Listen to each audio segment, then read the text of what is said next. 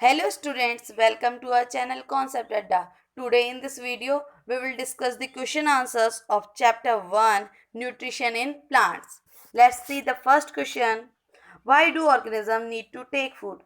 कोई भी प्राणी है उसे भोजन की आवश्यकता क्यों होती है? Organisms need to take food because food gives us energy to grow, to survive and to carry out different life processes.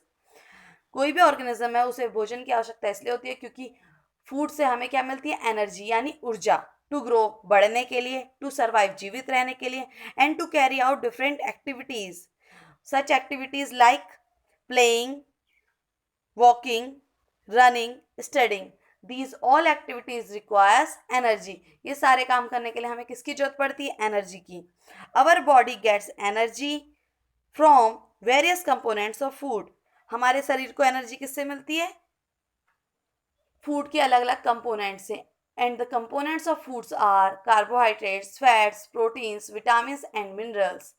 जो ये कंपोनेंट्स ऑफ फूड होते हैं ये हमारे को फूड में मिल जाते हैं। Now let's see the next question. Tell the difference between parasite and saprotrop. We have to tell the differences between parasite and saprotrop. Parasite. Parasite derive nutrients from other living organism while saprotrop derive nutrients from dead and decaying organic matter. जो parasite है वो जरूरी nutrients दूसरे living organism से लेता है। Saprotroph it derives nutrients from dead and decaying. ये सड़ी गली चीज़ों से अपने न्यूट्रिएंट्स ड्राइव करता है। पैरासाइट मोस्टली लिव ऑन और in the body of the host. एक पैरासाइट जो होता है वो होस्ट की बॉडी पर रहता है। ये जो जिस प्लांट पर वो क्लेम करता है या रहता है उसे क्या कहा जाता है? होस्ट। जिस तरह हमारे घर में जब मेहमान आते हैं, गेस्ट आते हैं, तो हम उनके लिए खाना वाना सर्व करते हैं। At that time we are called host. उस समय हमें क्या कहा जाता है? Host. Similarly the plant on which a parasite climbs is called a host. जो इस पौधे पर एक पैरासाइट चढ़ता है उसे कहा जाता है host. And it takes the valuable nutrients from the host. और ये जो सारे वैल्यूएबल न्यूट्रिएंट्स होते हैं ये अपने होस्ट से लेता है। पैरासाइट के पास क्लोरोफिल नहीं होता है, so it can't synthesis its own food. वो अपना खाना खुद नहीं बना पाता। It completely depend on others organisms for its food. अपने भोजन के लिए पूरी तरह से दूसरों पर डिपेंडेंट रहता है। And saprotrophs they live on dead and decaying stuff. जो सेप्रोट्रॉप्स होते हैं ये डेड एंड डिकेइंग मतलब सड़ी गली चीज़ों पर रहते हैं, जीवित रहते हैं। They secrete digestive juices on dead and decaying material. ये डेड एंड सड़ी गली चीज़ों में डाइजेस्टिव जूसेस सीक्रेट करते हैं और उसे कन्वर्ट कर देते हैं एक सॉल्यूशन की फॉर्म में, और वहाँ से वो सारे न्यूट्रिएंट्स लेते हैं। Example of parasite is cuscuta अमरबेल and example of a saprotroph is mushroom. This is cuscuta, yellow colour tubular stem. Yellow colour का है, इसके पास क्लोरोफिल नहीं है, तो ये कंप्लीटली डिपेंडेंट रहता है दूसरे प्लांट्स पर जिस पर ये क्लेम करता है। And this is mushrooms. ये सड़ी गली चीज़ों पे, डेड एंड डिकेइंग मटेरियल पे डेवलप होती है, उगती है, ग्रो करती है, वहाँ से सारे न्यूट्रिएंट्स लेती है। Next question, how would you test the presence of starch in leaves? तुम स्टार्च की प्रेजेंस को कैसे टेस्ट करोगे लीव्स में? स्टार्च की प्रेजेंस को चेक करने के लिए एक टेस्ट होता है, उसे कहा जाता है आयोडीन टेस्ट। तो इसके स्टेप्स पढ़ लेते हैं। Take a leaf, boil it in water. Boiling will make the leaf soft. एक पत्ती लेनी है, उसे पानी में उबालना है और उससे क्या होगी? हमारी लीफ सॉफ्ट हो जाएगी। Now boil the leaf in alcohol to remove chlorophyll because chlorophyll interferes in starch test. अब हमें क्या करना है? उस बॉइल्ड लीफ को हमें एल्कोहल में डालना है और एल्कोहल में बॉईल करना है, जिससे कि उसमें का क्लोरोफिल हट जाए, क्योंकि क्लोरोफिल स्टार्च टेस्ट में वो करता है, रुकावट डालता है, मतलब उससे स्टार्च टेस्ट नहीं शो होता। Now put 2-3 drops of iodine solution on the leaf. अब 2-3 ड्रॉप्स हमें आयोडीन सॉल्यूशन डालना है लीफ पर। On putting iodine solution we will see blue black colour over the leaf and we know that iodine reacts with starch to give blue black colour. अब जैसे ही हमने iodine solution डाला leaf पर तो उस पर हमें ब्लू ब्लैक कलर शो होगा।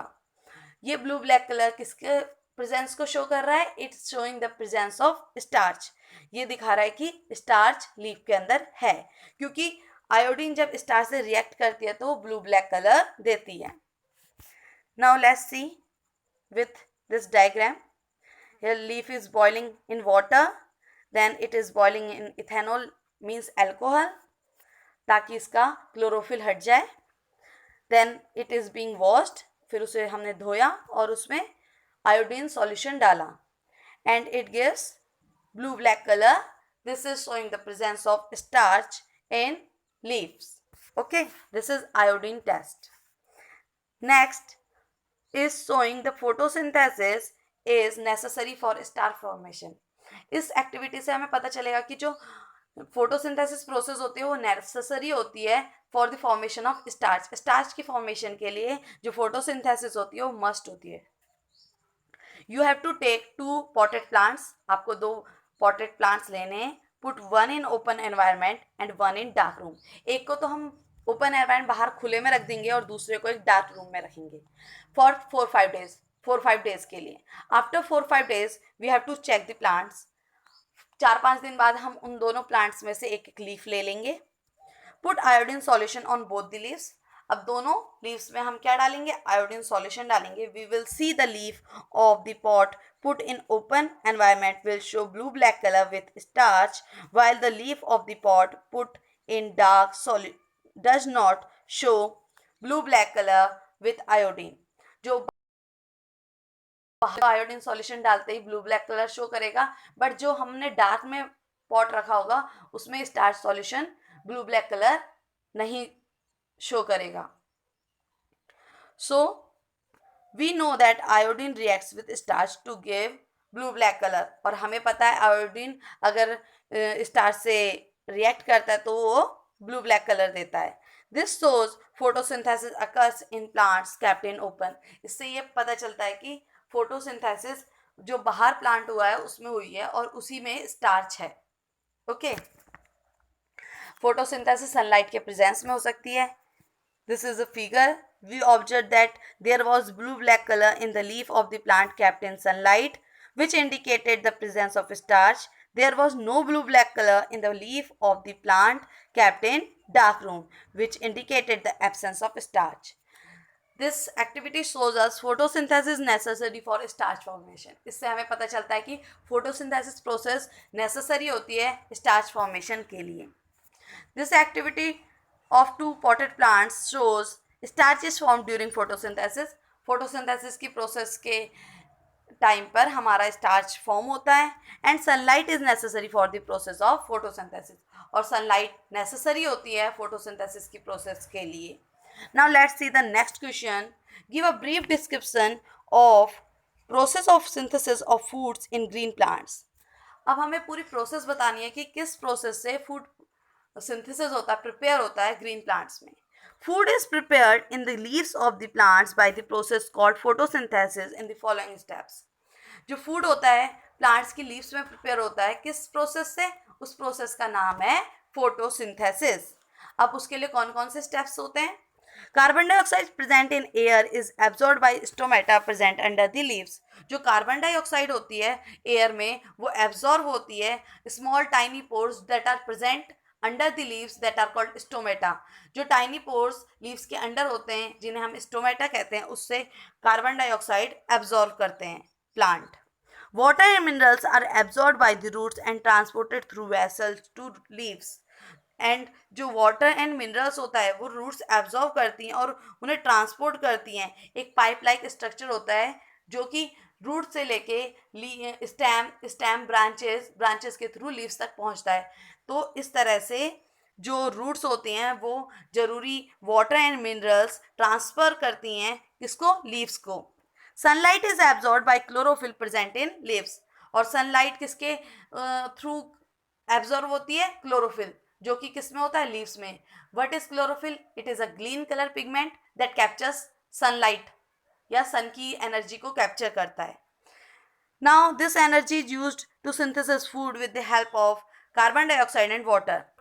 अब इस एनर्जी को यूज करते हैं for the preparation of food. Plants इस एनर्जी को यूज करते हैं प्रिपरेशन ऑफ फूड के लिए with the help of carbon dioxide and water in the presence of sunlight and chlorophyll, and they gives us carbohydrates and oxygen. This is the process that is showing photosynthesis. Besides leaves, photosynthesis also takes place in other green plants of the plant.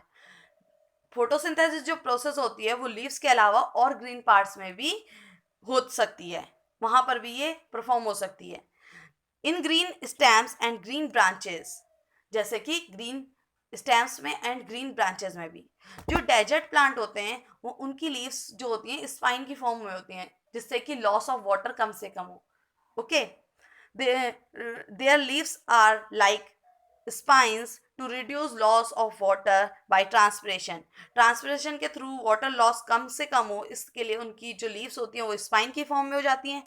These plants have green stems to carry out photosynthesis. इसलिए in plants के पास green stem होती है जिससे ये photosynthesis process को पूरा करते हैं. Thank you, that's all for today. Hope आपको ये वीडियो पसंद आया होगा. अगर आपको ये वीडियो पसंद आया तो please like and subscribe this channel.